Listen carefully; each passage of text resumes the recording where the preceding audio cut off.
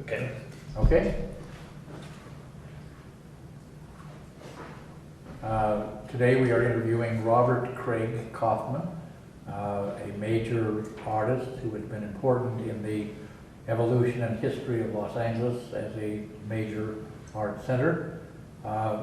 Craig, you were born in this area, born in Los Angeles? Eagle Rock, In Eagle Rock. which is between, I used to say, well, they'd say, where is Eagle Rock? You know, Yeah. I'd say it's between Glendale and Pasadena. That's right. Trendy neighborhood. And that, It's changed a lot, yeah. When I was a kid, there was a streetcar yeah. ran right up the main, Or something, yeah. you know, Eagle Rock Boulevard, and then ran up Colorado up a ways. Into Pasadena there. No, it didn't go that far. It stopped up at a street called Yosemite. It's up about where Trader Joe's is now, or something. Okay. Yeah, stopped up Fair there. Oaks, yeah, I think that. And what do your parents do? My father was a judge, Uh-huh. and my mother was a housewife. Although during one of the governor elections, she was I think she was Los Angeles chairman of. Committee? Yeah, and so she did that to elect Governor Olson. All right, okay. And because he was successful, my father went from being a municipal court judge to a superior court judge, although he asked the governor for an appointment, and the governor said, well, you realize this vacancy is due for re-election very shortly, and somebody will probably run against you. And sure enough, a woman named Ida Mae Adams ran against my father, and she put up a giant billboard Yeah. down at the end of our street.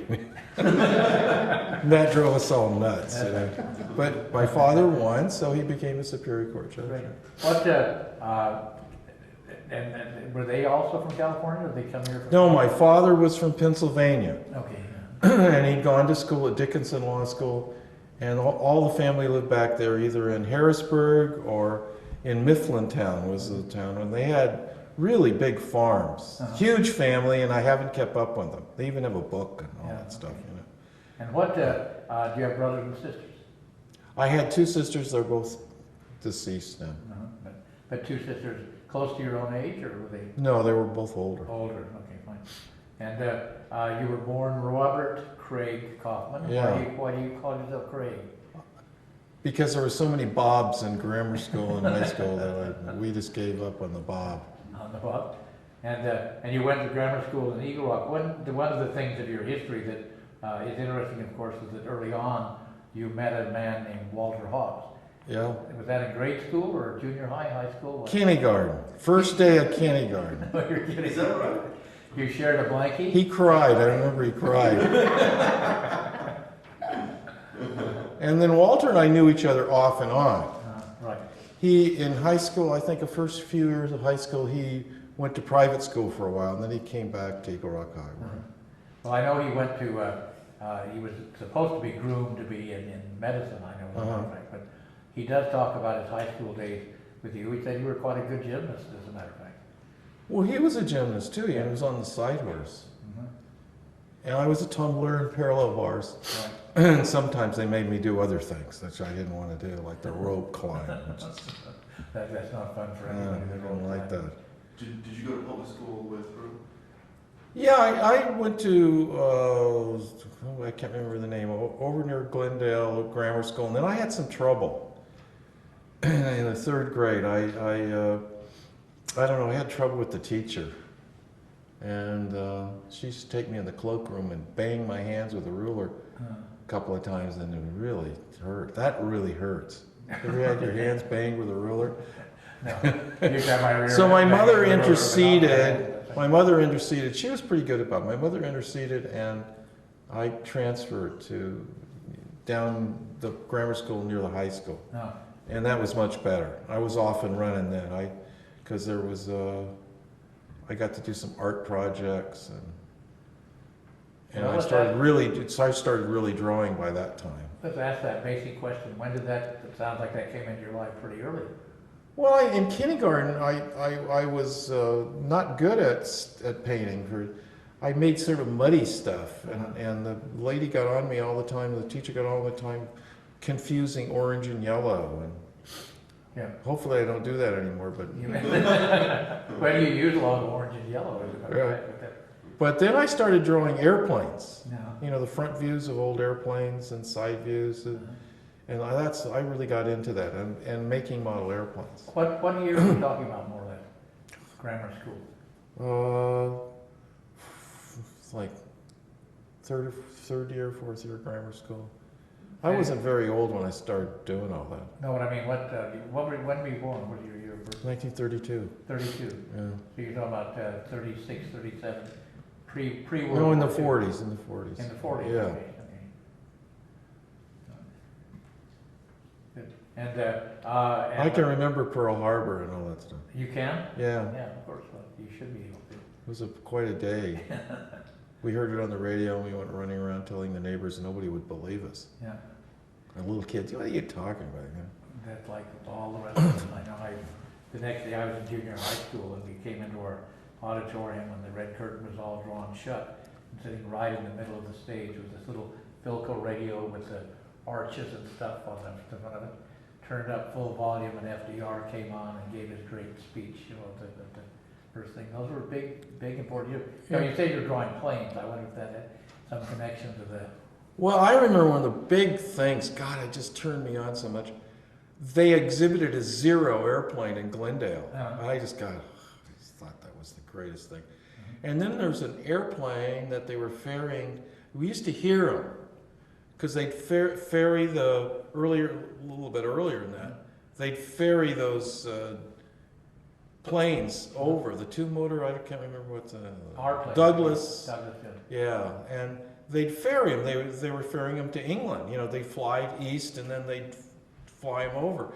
And they were, very early on, they installed spotlights over at Highland Park up on the hill. Yeah.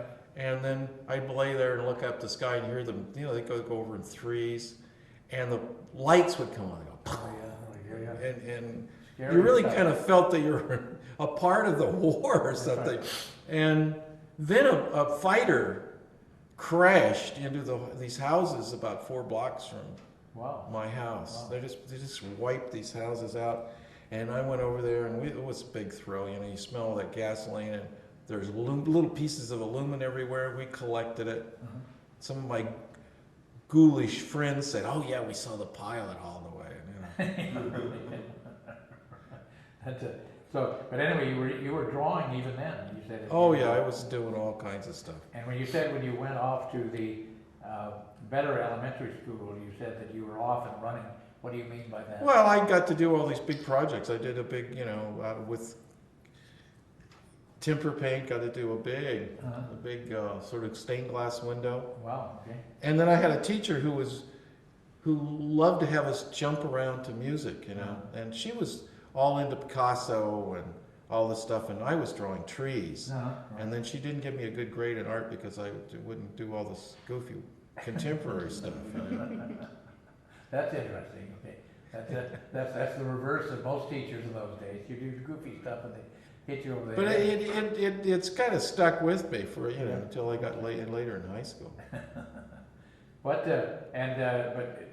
in classes at that time, but when you were in high school, when you were given a chance to have an elective, did you take art as an elective at school or not? Yeah, I took a lot of drafting courses. Okay. And I took architectural courses. And then I started doing stuff in the teacher and then I did a lot of drawing.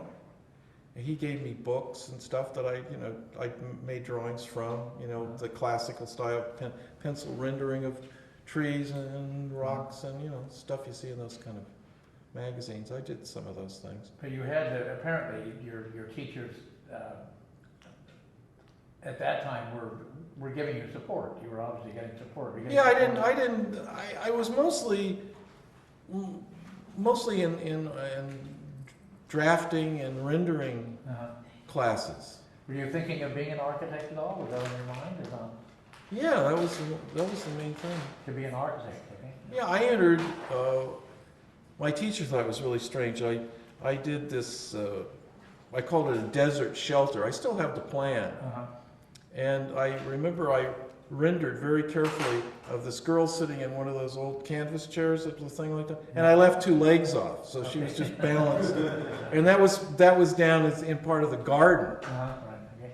And I won second prize in California. That's why they let me into USC. Okay, all right, second prize of what? Architecture, planning of homes. Architecture planning, and Yeah, high school level, scholastic probably, in one of the scholastic competitions that they used to call that, if I remember correctly. No, it was an architectural Oh, it's actually- contest. wow, Yeah, wow. for high school students. Okay, good. And I got second. Coke was mine, okay. That's why they let me in USC. Okay. All right, so you won second I won a book. It was Time, Space, and Architecture. Okay. I think I remember Walter telling me that you did some project that you got in trouble for, and he had to... Well, that was later when we were seniors. And my sister met this girl called Vicki Dahlstrom, and her father's name was Grant Dahlstrom. Yeah. Okay. And he owned a small press in Pasadena. That's right. Cool little press. A letterpress. And then one of her relatives lives right across the street from the high school there.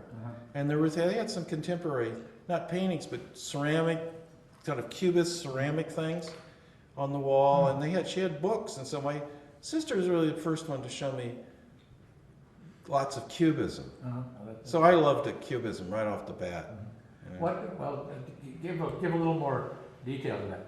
That strikes me as quite unusual that a sister living in Eagle Rock, California, even though she was older than you, was conscious of Cubism and was teaching. She wasn't that much older. She was still in high school when I was in junior, Okay. like a junior.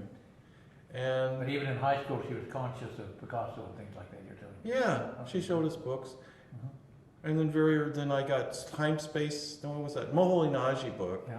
when I was about in 11th grade. And then Walter took that class where he went to the Ahrensbergs and all that stuff. I didn't actually go myself, but he came running back and was really excited. And, But you were close enough friends then that he would report to you and tell you what. oh, he we did? were, yeah, just all the time. Okay. So even though you'd gone to school another place and he'd gone to private school. Oh, you we kept started getting, second year high school, third year we started getting pretty close. Because he only lived a few blocks, and there was a couple other guys, about 4 of us, and we hung out at his house. He had a big, both of his parents were doctors. Right. And he had, in the back lot, he had another lot in the back, and they had a big swimming pool. And they had a pool table inside, and so we hung out there a So that was lot. an entertainment area, yeah. Yeah, we hung out there a lot. That's funny. I've never heard Walter talk about that, about his house or family. I mean, I knew they were doctors, but that's all I knew, as a matter of fact. What and in that you were friends. Walter was not an art maker. He got involved in photography, I know, a little later on. Were there other students or were there other people in your area that were as interested as you? They were interested in music. We were interested in jazz. Yeah, okay. Because we joined a key club just so we could go to San Francisco. Okay. And because Walter listened late, and sometimes I would line for Lions, Lion. Yeah. Like he had a program up there, and we were listening to Dave Brubeck and stuff. Yeah. And Walter more than I, but then we joined because it was Dave Brubeck's first date in Oakland at the Burma Lounge. Wow. Okay. And Walter figured out how we would get in. We'd wear top coats. So we went up and stayed at I don't think we flew up or took a bus up or something, with the Key Club. Yeah. And they were all into all these meetings and point of order and all Yeah, that stuff. right. So Walter and I went to San Francisco and bought crabs and brought them back for the rest of the guys. I remember chowing down on crabs. And then we went to Burma Lounge. And then, of course, Walter was the kind of person, he just walked up and introduced himself. And pretty soon we were sitting at the table with Tal Jader and, Great. Dave Brubeck. Right. Now what, I don't know how you even answer that, but I do know that jazz played a more important part than the visual arts at that moment in your lives, apparently. from what I gather from Walter. Well, we had this idea that formed later on of this thing called Concert Hall Workshop, which was going to be something that combined all this stuff, sort of a Moholy-Nagy kind of idea. And I actually drew a plan for one of these places. I mean, That was it, and that grew. Well, later on when he and Jim Newman did jazz concerts, because Now, Jim Newman, we know him obviously as running the Alexi Gallery, but at that time, was he in the gallery business or not? no. This was like Walter met Jim just at Stanford when they started Stanford, and they were both worked on the Stanford Chaparral, and they made such a dirty issue they both got kicked out of school. Is that what? So Walter, I know, went to school at Stanford in medical. He was going to be a doctor. His family wanted him to be a doctor. And then Jim went to Oberlin. Oberlin. And that's mainly a music school. Okay. And he later had an orchestra. Yeah, but it was in Stanford where they met, and then you met Jim through Walter. I can't remember where Walter came in contact with Jim. Maybe still while we were still in high school, but I'm not sure. I get the feeling it was fairly early, but I know. Yeah, because Walter did all this championing. I did all this Cubist. I made a couple of Cubist paintings. I think between my Do they still exist? Yeah, I got one. Good for you. Well, what was the project that Well, the project was I designed everything in high school. At a certain point, I designed all these, plaques, and the senior plaque that goes in the ground, That's right. and then the program for graduation. Okay. We were Cavaliers, I think, and I designed a Cubist Cavalier. It was pretty like early Cubism, mostly lines and stuff. Okay. Good. And that was supposed to go on and everybody, there was kind of a real strong reaction. They thought this was communist stuff, And Walter, took the principal books and showed him all this stuff and really championed the thing. And still the students were stepping on my heels in the hallway and stuff. They didn't dig it. And then I designed a patch. I got letters in lots of sports, and swimming and basketball and gym and tennis. But I don't know, it was some sports club, I can't remember the name of it. They were the Eagles, and I designed an eagle, and they had it made out of, Chanel, Chanel. And then a lot of people said, that looks more like a parrot than an eagle, and they hated me. That's interesting. Yeah, they hated me. But Walter and I were, we were kind of in the sports, and then we were also in the honor club, because we were starting to get good grades. Walter particularly, because he later on got the first prize Bank of America award. Yeah. And it was funny at graduation because everybody were hating us, so to speak. And then they had all this. They had to pass out the awards, and we started getting all these awards, and it really made everybody kind of mad. When you were talking about his going on to Stanford and then meeting Jim Newman and what have you, and you were talking also about the fact that they got kicked out. Do you remember why they got kicked out? The issue of Chaparral. It would just. I don't know what they did in there, but it was considered real vulgar, and so they got that's the version I heard. I mean, that's what. Well, I'm sure that's a fairly true And version. Chaparral was the humor magazine? Yeah, college humor magazine. That's what I'm thinking. Yeah. We probably read about it and didn't know it, but that's. And then I went off to USC, Yeah. and I lived at home for a while. And then I went and stayed in a dormitory down there. But it drove me crazy because my roommate was a card player and drinker, and you weren't supposed to do any of those things. And smoked and kept me up all night. And you were in architecture? Or I started in architecture. Right, okay. Yeah. And how far did you go in that area? A year and a half. Okay. And then? Maybe a little longer. Okay. I can't remember. And, Frank was there.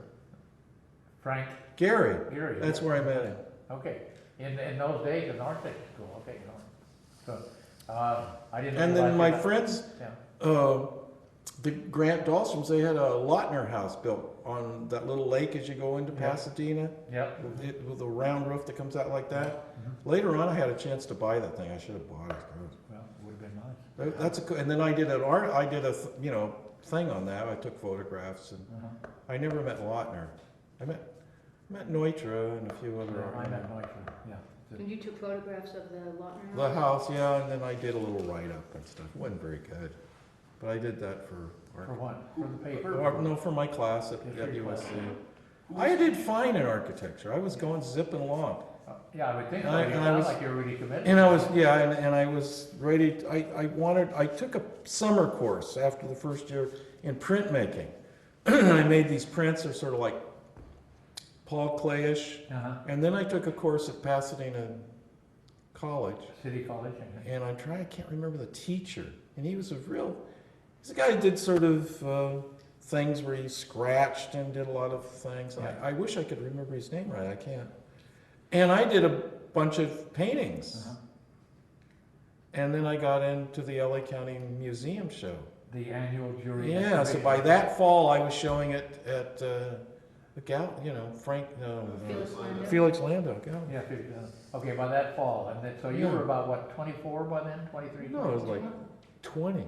20, okay, all right, So you were still a college student. yeah. I was second year. Who was the architect? Who was on the architecture faculty at SC? Oh boy, it was all these, I can't remember. Anybody worth, but was it a modernist? Was it, Well, the big influence was that company, that big company that did all the buildings in those days. The glass and steel building. Yeah, it was modern. It was Yeah. the emphasis, and there were some of the posted beam guys were Okay. teaching there. Yeah. Buff, Conrad Okay, Buff, okay, it could be. and The poster. Will being- and Beckett were the big Okay, influences. okay. So you're I talking mean, about it was a modern oriented school. It was a really good school. a case study house related. kind of Yeah, thing. right. Got it. And I loved all that stuff. We went around and looked at everything. Yeah. There's a lot of good domestic architecture in Los Angeles. There's Yeah, not we much went more. around and just searched it out. Yeah. And you were there at a great time. Huh? I mean, you were there right at the height of the case study project and some of the other things. Yeah, they didn't like Herman Miller so much, but That's interesting. Okay. Soriano and all those Yeah. guys. Yeah. We went and searched all that out. And Eames? Eames was important. Oh, yeah, yeah. In those days. I remember sneaking up down there on the property and Oh, really? To to looking at the house? look at the house. I love that house. It's a great house. Still love that It's a place. great house, I grant you, that's true.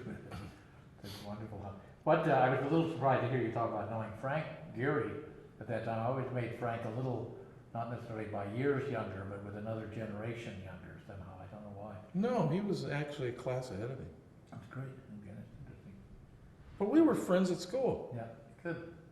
and always have been And since. always have been ever since. that That's time. right. And he went on, and you now, we come to the crucial point, at some moment, you quit being an architect and started being something else. Okay? Well, when I started getting in these exhibitions and so forth. And it was funny because I went out to that was a big show in those days, the county Yeah, county fair. That was the county biggest show in town. Yeah, exactly right. That's right. And I never got into the LA County, annual. Uh-huh. I applied, but Okay. I never got in. Oh, that's interesting. Okay. Yeah, it made me mad. Well, which one are you talking about? You're talking about the one in It's out in Pomona, Okay, all right. where they have the cows They have and the all county this stuff, fair, man. the whole- But that was a big show in Oh, those yes, days. of course it was, yeah. Yeah. The LA County, LA County. All right, Yeah. let me define it. The LA County Fair, obviously, and then you said you applied to the annual juried exhibition Yeah, at the yeah. county museum and never got in. That's okay. But I Because did, that was the I nature of did the send fair. watercolors to the San Francisco Museum, and I won a third prize All right, good. early on. Yeah. And how would you define your painting at that time? Kind of loose Paul Klee. All right. whimsical with a. Yeah, and I would put it on the floor and put newspapers on the top and run around on it and Okay. pull it off and then scratch and. Was it also the small scale of the clay, or were you painting? No, some of them are a couple of oil. There's an oil painting that's about this big called Ode to Crafts. I don't know where it is. It's kind of all red, Uh-huh. and it's got these kind of spacey looking space vehicles on there, like. What in just listening to you talk about your work and what you're doing,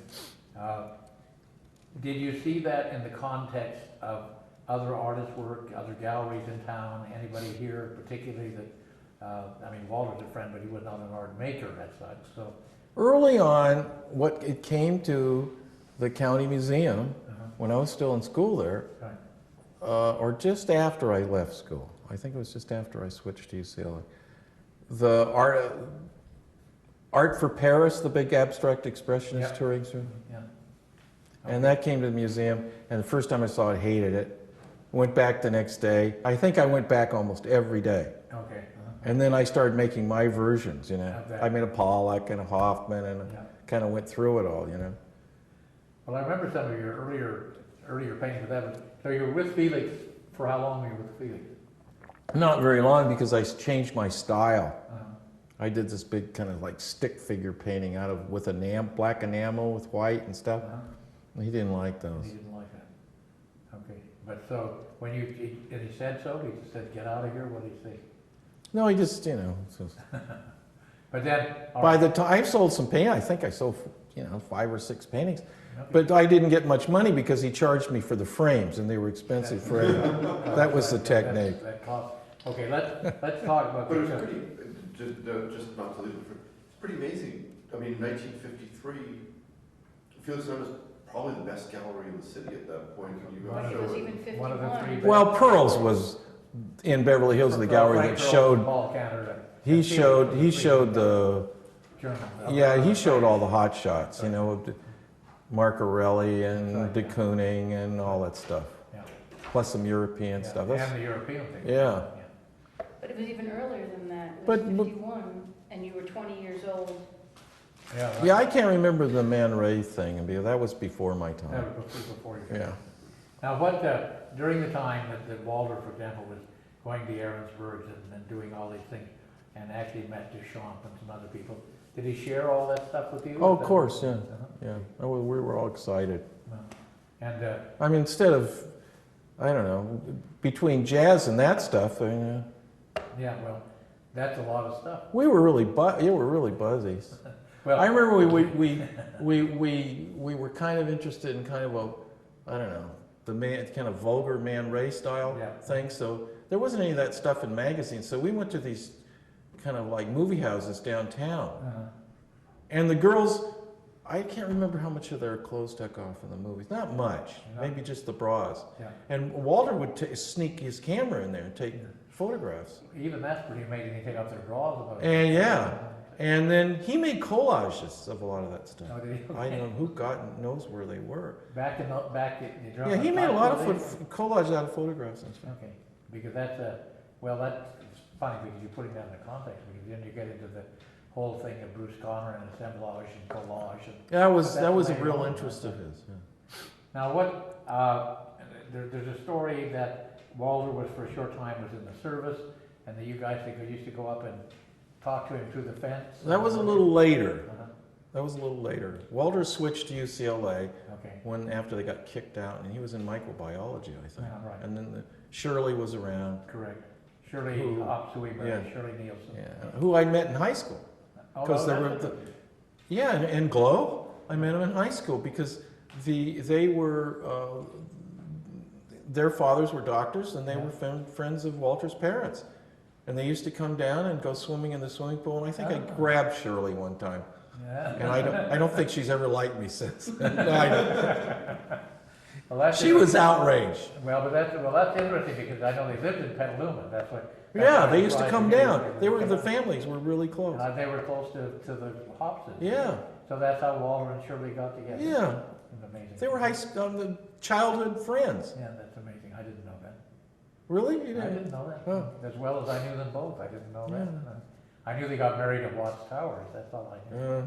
But, I wasn't at the Met wedding. Walter was not always forthcoming with information, and he wanted it secret. He wanted it all hidden. So, all right. So anyway, at a given moment, you were going up to San Francisco on a regular basis, Oh, And, yeah, we used to go up there a lot. and then you got involved in doing this thing called Sindel Studio, right? Yeah. Tell us a little bit about Well, that. that was sort of continuation of this idea of a concert hall workshop. Uh-huh. And we got this building out on just off of Sandvin City. Cindy from this real character guy named Briar Shore. Right in Brentwood, yeah. And he got all these doors. When they redid the Bel Air Beach Club, he got all these doors off the where you change your clothes and stuff, but you know, regular doors. Right. And then he got all these old creosote-coated telephone poles. Pier pilings, yeah. Pier pilings, and he built this building out of these things. And then he did a strange floor. He put kind of like thick padding under the floor, and they put linoleum over the floor. But if you put a point or anything on there, like I think there was a piano in there one time, and it made, you know, it just sunk into the floor. And what was his idea? And then the doors, the bathroom in there was all made out of doors. Oh, yeah. But, And then there was a whole pile of toilets in the backyard that he was going to use someday. I mean, neighbors complained about him, but he liked art, and Walter got along with them. what was his purpose of building the building? He rented He rented. There was 2 stores, and I can't remember what was on the other side. Okay. And then he rented it to us, and that was going to be a gallery, and then it was a storehouse for a while. And then my friend Ben Bartosh and his wife lived in back for a while. And then I think some other people used it as a studio for a while. Now, But we had a whole bunch of, Okay. collected a whole bunch of San Francisco painting. But whose idea was it to start a gallery, to actually have it? I don't remember exactly. But then out of there, we organized the merry-go-round show. Yeah, well, That was- what yeah. we get to, yeah. What, and you were showing mainly at Sindel Studio San Francisco painters, even more than LA painters, right? Yeah, but there was Gil Henderson, Yeah. and I remember he was in the LA Annual, and he Yeah. did that painting. It was I liked it, sort of like a Clifford still, but it was all thick white, and it was called Atavistic Image. I always remember. I think if they bought it. Yeah, that's right. It's there. Yeah, one of the few of that period of time. And I try to remember there was a guy named Jack Lowe. I think he was kind of like a Sunday painter, but he was pretty good. He Okay. made some things, images, and then he'd kind of cancel them out with bright colors. Uh-huh. They were in the merry-go-round show. All right. Like, I think there were 3 people from Los Angeles. Well, The rest were all San Okay, Francisco. wait, before we get to Merry-Go-Round, you have Sindel Studio, and there are all kinds of stories about how it got named. Do you remember the historical facts about that? Well, the story was that Jim and Walter were driving on some back road in Ohio, I believe, and they hit a chicken farmer. Yeah. His name was Sindel. And his wife came running out, according to Walt, and said, "Gee, he's always in the street." And they didn't do much of. They killed him, but she wasn't too concerned. That's right. That was what I. Yeah. But then the name Sindel, so they named it Sindel Yeah, Studio after. yeah. So that is a truism. That's an after. That's what I heard at the time, and I've always remembered that. I hope that's a real story. Well, it's close to- Jim, knowing Jim, I would say, yeah. Yeah. Okay. Knowing Walt, maybe not if it was Walter's story, I don't know. Yeah, but Jim said it. Okay, that's fine. So, all right, and now, when you had Sindel Studio, did you have Sindel when you did the Merry-Go-Round show? Is it after? I think so. I think that's where we organized the stuff. Okay, all right, okay. And what was the idea behind the Merry-Go-Round show? Well, we were doing another armory show only on around America. This is what was floating in your head? Yeah, sort of. Okay. Yeah, I think Walter said, yeah. Uh-huh. Who had you been, as you're going back and forth to San Francisco, who up there was really exciting you in terms of painters? Well, the whole list. All the people at 9 Mission Street, Jay DeFeo. Yeah, Tony Jay and all those things. Jim Kelly Jim and Kelly, yeah. Okay. and Julius Wasserstein, Yeah. and then we went over to Oakland where Diebenkorn was, and Paul Wohner, and Yeah. the list, But it was, yeah. But Walter could get in anywhere, Could what? go in anywhere. That's right, yeah. He had this approach to people. At first, they wouldn't take him seriously because he was so young, and then he just had this, I don't know, thing about him, right? He could talk his way into anywhere. Yes, I think so. Or out. for that matter, yes. He was very influenced by the readings of Moholy-Nagy because he was a real mover in the Chicago, Chicago movement, and he wrote about how you should, get around people and stuff. And I don't know who else Walter learned all that from. Well, that's interesting. Yeah. That's interesting right there. But he was a real pro at it. Yeah. No, he was very good. There's no question about that. He had charm when he wanted it. And Yeah. it was good. And he could con anybody. And he had his own kind of agenda. That was Walter. I could never figure out what that was, but he did. Well, I don't think any of us could, but he did have a great capacity to convince people. I know that. Yeah, all these artists were quite a bit older, and they all took him seriously and gave us art to haul down in a trailer on the back of a car. Now, there's a story that when you came back down, you had an accident on the way down or something. What's that story? Oh, it's a funny story. Yeah, we were driving on a back street in the valley with a trailer behind Walter's old car, and I'm trying to remember who I was with. Somebody that Walter picked up various guys along the way that would help us. They didn't have any, they weren't artists or anything, but they were kind of interested in the arts, and they were a helper. And I wish I could remember the name. He was the first vegetarian I ever met. And I used to think it was really weird that he would eat nuts and fruit for lunch. But anyway, he was a cool guy. I might think of. Anyway, the trailer came loose off the back of the car, jumped over and just went down people's lawns. Like plowed all these lawns. And we just, saw all these paintings in the back, and we just jumped off and rehooked it up. We had a pretty cavalier attitude about all this stuff. But this was bringing things down from San Francisco. Yeah, and I think at that point we were picking up, a Gil Henderson. Okay, well, that's in the valley, that makes sense, yeah. It's interesting. I had thought of Gil Henderson for years, but actually there's a gallery, a very conservative gallery here in town that shows his work. Oh, really? Yeah. I'll tell you, I can't remember it right now, but I'll tell you about it later. I know, I saw him in New York. He moved to New York for a while. And I saw him in Maxis, and he was making some kind of automated thing. It was like a music machine or something. Well, he was one of the first abstract painters here, that's true. Oh, yeah, that's true. What, now, you talked about the merry-go-round show, and the merry-go-round show was the show, you just said it, as a matter of fact, to be kind of an armory show about the West Coast. Yeah, it was called Action. Action. And our idea was we liked this action, lots of brush strokes and mainly abstraction. Yeah, all abstract. All abstraction, okay. And how long did it go on? It was only on a week or something like that. We had a big opening though. And I designed the poster for it. That poster's reproduced in that catalog about the Paris show. Right.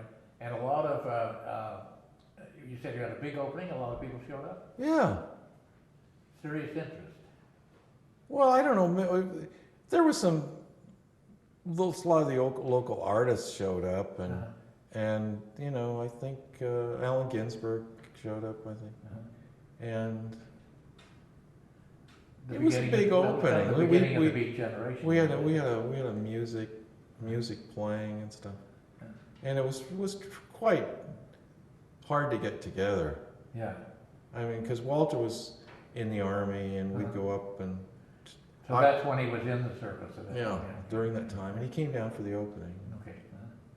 So actually, if he was in the army, you did a lot of the organizing, obviously, and installation and things like that. And we got some other people to help us.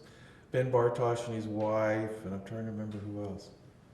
And I was married at the time to a girl named Phyllis McGarry. That's right. And she helped. Yeah. And we got some other people. And I remember we wanted it to look so much like the Armory show that we went out and got these big ice cream cartons. Those big ones. And filled them with sand and got palm fronds and stuck them in there. They were sort of...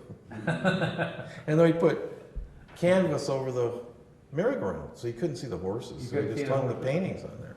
And I remember we hung a big J DeFeo with a hole in it so you could see through it on one of the posts. That was very inventive. Now you can answer a question that I've never had correctly answered. Did you do a second action show? No, I don't. That I know. Okay. Because they always talk about action one, action two, and Walter always Well, talked he about might it. have done that at Keenholz. I don't know, at the Now Gallery. I don't know. Well, I don't think at the Now Gallery, was that, do you It know? was done at the Cornet Theater. Oh, it was. Well, see, as soon as I got my master's degree, I went off to Europe and New York, Right. and that was in '56. And I went to New York and immediately went to the Cedar Bar. I met all those guys. All the guys. Yeah. In '56, okay. Yeah. Yeah, great, okay. Yeah.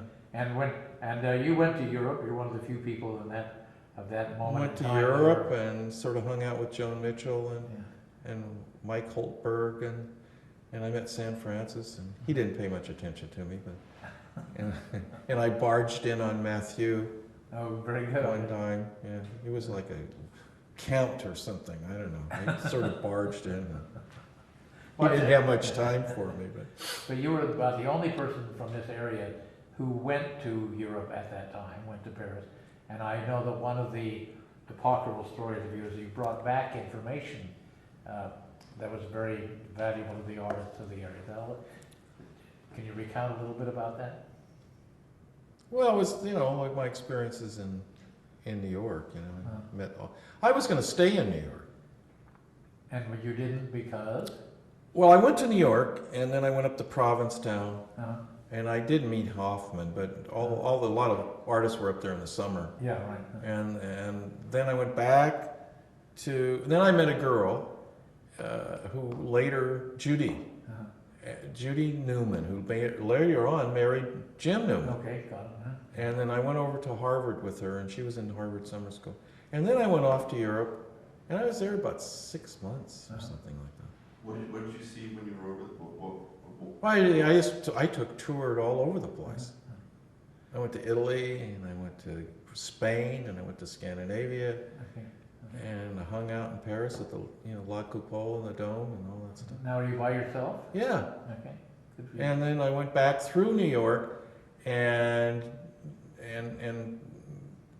met Judy again, and and then this guy was going to sell this small loft. It wasn't like a loft; it was like a really old studio with a high ceiling. Actually, had a skylight. It had a little bedroom and a bathroom, and I scrounged up enough money for the key money, $300. I asked my parents, and they sent it to me. And then he changed his mind. He gave it to somebody else, and I got discouraged. And then I also was asked to share this big loft down in Soho with a guy, and it was one of those giant ones, just with a creepy floor, Yeah, right, exactly. and there was in the heat only on the weekdays, and he had a Sears metal shower, and it was dark and dreary, and the metal ceiling that was all peeling, and I spent a couple of nights there, and I said, I don't think I can Do that. do it. So I went back to California. What, and when you came, you were saying that was 1956? So, yeah. Okay. So Into '57, then I moved to San Francisco for a very short period of time. Okay. And that's when I first painted those first 3 very white paintings with the little sparse Studio- things that Studio. that I later showed Yeah. at Ferus. Okay. And I remember one of the big ones that I've rediscovered where it is now, that's in the little brochure that we printed on Sawtell, on Wally's Press. Okay, okay. I lost it for a long. Press on Sawtell, Still which grows. is, yeah, exactly, like, okay. And so I lost. I painted these 3 paintings, and I was so nuts. God, I remember my mother came up with a TV, and I wouldn't have anything to do with the TV. So I remember throwing it or something. But I had a cool little place on California Street, in one of those old Victorian places, Victorian places. But they had high ceilings, and it was nice. And I probably should have stayed there. But I remember Jim lived down the street with this ex-Marine guy, and we'd hike over to North Beach and go to the jazz and poetry places and stuff. Now, is that where you met Vivian? That was later. Later. When I went up there a second time. But then Walter and met Ed, Okay. and Kimo. and then they were going to go open the Ferus Gallery. So I thought, yeah, I think this sounds good, because there wasn't much opportunity for me to show in San Francisco. Were you painting when you were in New York? I made some things, but I don't remember exactly. Well, I know you did, but I remember you did studio when you came back. And then you did something, it had a French title, but it had something to do with white eyes or something like that it was called. The Girl with White Eyes, does that ring a bell to you? I painted some paintings of girls in college. And they were real white and. This is pure abstraction. No, these are I mean, the one you're images. talking about. Yeah, and then there's one really early painting, and I don't know whatever happened to that. I did in college that was sort of similar to what I did later. Okay. And Ed Kenold's got those off of me, and they're up in Idaho now. Are they? Yeah. Still there as part of that thing? Yeah, they're in the German wing over there where the Germans are. Yeah, got it, okay. But when I was up there, I did a show there at his little museum. Gallery, right. Yeah, he called it a Hope museum. Hope Museum. Yeah. I saw them again, and I think Oh, they're that's okay. interesting, all right. And then so I did these 3 paintings in San Francisco at this place, and I just really got in. It was kind of a sad time, but I really reacted against all that thick Bay Area painting. Yeah. I went to a big annual there, and it Yeah. was one canvas after another like that The stuff. same thing. And I just said, I didn't like this. So, and then I painted this one pretty large one. I think it's over 6 feet, so, with all these little lines and filled in. And then I didn't know what to do about it. And it had a kind of one leg. It looked a little bit like a still life. And then I took it off the stretcher, and then I was going to store my stuff. I think I put it in some kind of storage. And so I just threw it in the trash in the back of the storage place. And Walter said, I think we better get that. So he scrounged it out of the trash. Okay. He was a good scrounger too, that's true. And that was later the only painting I ever sold out of the old Ferus. Oh, that's good. Well, okay, so we are at a moment now where Ed Kenold and Walter have gone together. They have moved to the Coronet Theater and the Now Gallery, which was Ed's gallery. I never saw that gallery. I was in San Francisco Coronet or Theater- Europe at that time. Coronet Theater was mainly, it was lobby, it was like a lobby show, yeah. pretty much. No, I remember going to films there. Sure, Yeah. exactly. And but the Now Gallery was a space more like the first Ferus, which was on that side of the street, I guess you'd say the east side of the street. But when Ferus opened, were you part of the first showings there? Yeah. Okay. Yeah. The official Ferus, 7:35. Yeah, I yeah. I didn't do a lot of work, but I sort of helped them build it. I mean, physically. Maybe. Yeah, they put plywood on the walls and kind of nailed it up.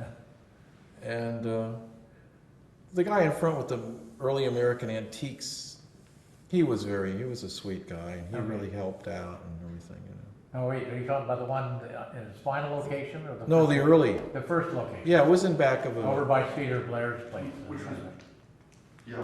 Yeah, it was Streeter Blair. Yeah, Yeah. Cedar Blair. that was his antique store in the front. Who did the Grandma Moses-like painting? Yeah, Yeah, okay. Yeah. Okay, okay. you know. And then I can remember some of the guys then nailing up the plywood and all this stuff. Oh, yeah, well, I know that was pretty. That first show was pretty good. It had a Clifford Still and all this stuff. That was it. But compared to the new Ferus or the final Ferus, that was pretty shoddy workmanship. But you were used to pier pilings, so that's a different thing. Well, we painted the plywood white. Sure. And Ed worked in the back. Yeah. He did, he worked, that's where his studio was, in the back of the gallery. Well, actually, one of the things that it's interesting because one of the things that Ferus has become somewhat known for is the fact that it was very pure, very clean, very white, and I forget the Frank Burles Gallery was designed by a guy named Lustig. Do you remember him as a designer? Yeah. Okay, and I know Walter always thought that was a basis for Ferus, but that most galleries at that time still had what do they used to call that stuff? Ragweed on the walls, Monk cloth. yeah, monk cloth, like monk cloth on the wall, and everything was hung 2 inches from each other. Yeah. So Ferus impacted the way things looked, that's for sure. What did you know all those guys? Did you know Ed Moses, did you know Irwin, did you know Bankston before you were affiliated with the gallery? Was that I knew the UCLA guys, okay? you know, and Les Carr and, Yeah. and Ed Moses and so forth. And then there was another group, you know, John Altoon and Billy Al, and then they knew Irwin. Irwin never showed at the Old Ferus. Right. And we kind of came together, you know. We were the university guys and they were the art school guys. Yeah, I got it. Okay. And at first we kind of, and then we were really friends real fast. Yeah. It's what. And I don't think Keynotes, I don't know whether, did he go to art school in Hope in Idaho or something? I don't know. I don't think he ever went to art school. Yeah. He went to He did. trade school. Well, He liked to trade. he was a baling wire kid. He was brought up to fix and build things out of baling wire when he was 5 years boy. little. So that was, but amazing. It's an amazing thing. But I don't know how he got that interest in art. But he was never really in art school. But he did have some sophisticated taste in the fact that he was conscious of and aware of people like Mark Tobey and people like that in the upper Northwest where Mhm. he grew up, you know, in that way. So He was quite a scholar of all the art in that area. yeah, Bought some things. Yeah. No, he was But he made all those, an idiot. Made a lot of- right, I guess. Right. a lot of those paintings. I can remember him working on that, what's it called, George Washington. Yeah, George Washington. I can remember right. him nailing that together. That's right. But when I first, I remember I sold that painting, and I remember it was $300, and of course John Altoon immediately grabbed me Uh-huh. and said, "We're going to go down to Santa Monica Canyon to Chuck's Steakhouse. So you got to buy me dinner." Okay. So Ed took the 150, or I think he took third in those days. Yeah, I think he took 100. probably. So we went down there, and I'll never forget. John was one of people were really put off at first, Uh-huh. and then John would start talking. They'd love him. Yeah. So we were sitting at this table, and we were ordered a bottle of wine and some steaks, and we were getting a little in. And he started, you know, and these people took offense. There was a couple of guys, and some women at the other table, and he came up, "What are you doing?" Blah, blah. And then John said, "Oh," blah. And so pretty soon he started talking to them. We were invited over to the table. They were buying wine, and pretty soon we were invited on a cruise to Baja. And that's right. That's an example of the kind of charm he had. No, he was amazing. He's amazing. I'm trying to think of the name of that steakhouse in Santa Monica. Chuck's. Is it Chuck's? Is it? Yeah, I think in those days it was Chuck. No, maybe in those days it was Chuck, but it was there for a long time. Yeah. We all ate there. It was the cheapest steakhouse in the city. You're talking about John Altoon and others. Give us just a few insights into the people, the artists around that time. Your kind of insights in relation to how you felt about Billy Al's work or Irwin's work or things of that kind. Well, they all changed very quickly. You From know, abstract expressionists into whatever they became. That's true. yeah, and we were really all very close Uh-huh. because we all met up at Barney's, you know. Right. And it even became more so later. At first, we didn't meet with Barney so much. We went to an outdoor restaurant right next to where the Ferus was going to move, Okay. and we'd go over there sometimes for drinks and stuff. So, But the openings at the old Ferus, were incredible. yeah, well, even at the new Ferris, as far as that's concerned. There's some great shots, I think, of an opening of yours that Patty Ford took. Yeah. That looks, Well, we printed a little brochure, and there was a little review in there by Jules Langster, Uh-huh.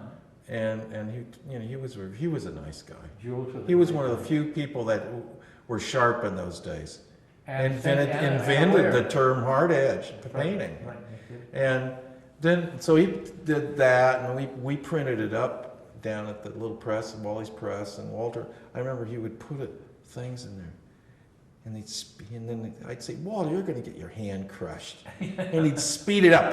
And that was his thing. It was kind of like a Zen thing, getting him in. That's great. Anyway, so then we had a party at Joe Bear's house. She was married to a Yeah. lawyer at that time, and they had an apartment in Beverly Hills. Yeah.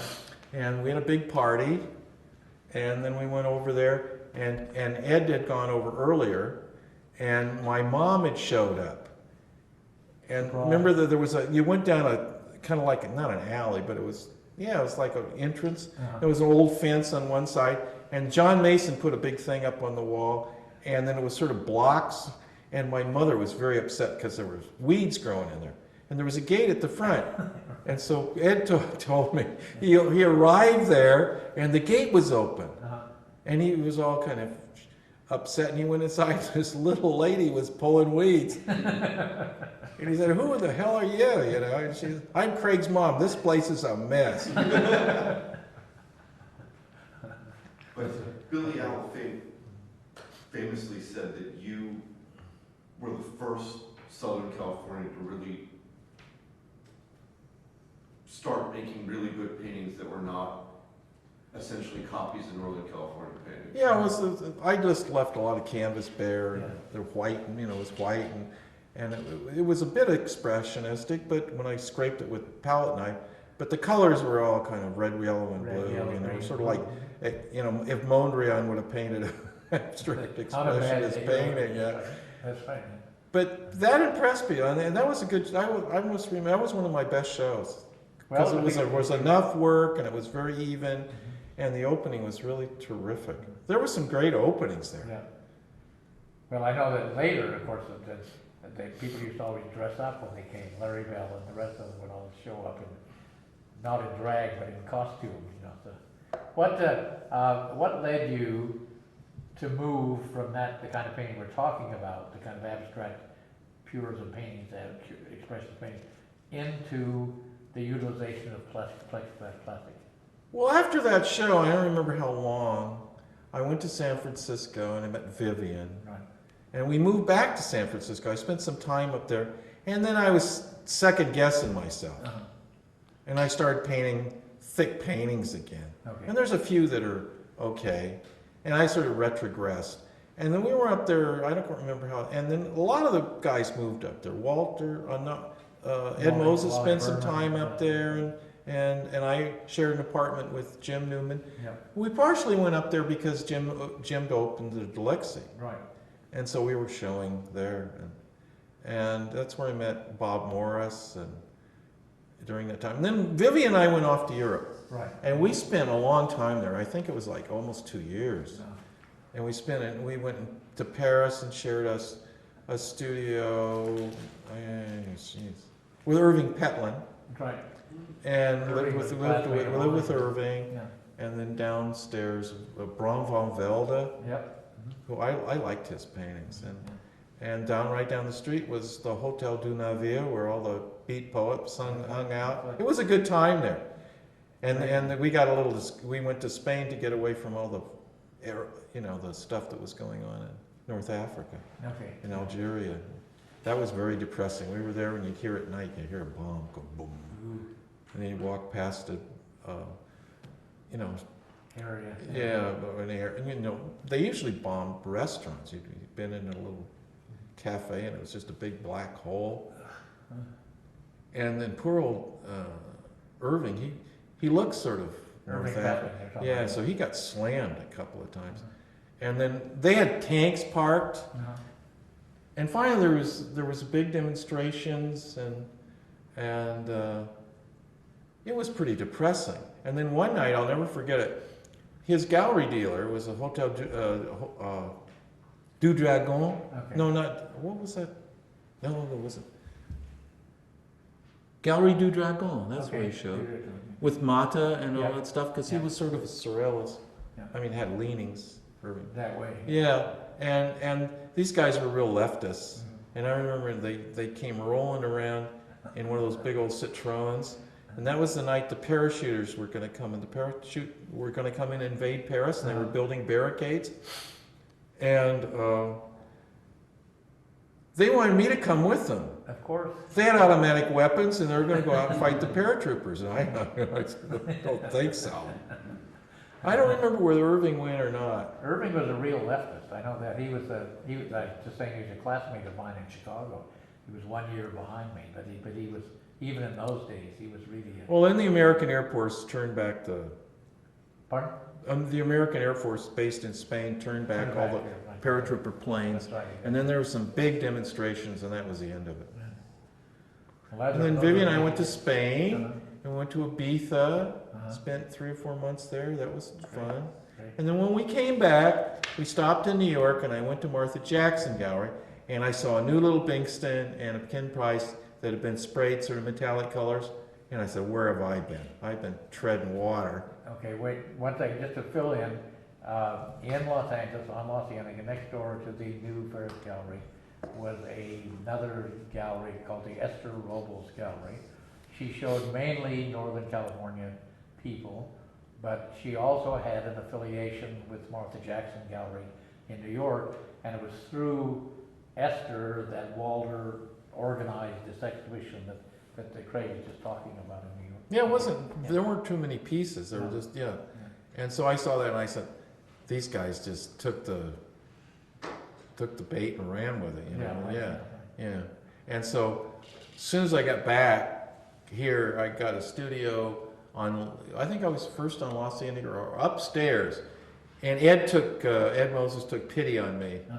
At first I was treated as sort of an outsider because I'd been gone too long, you know. And then Billy started being very friendly.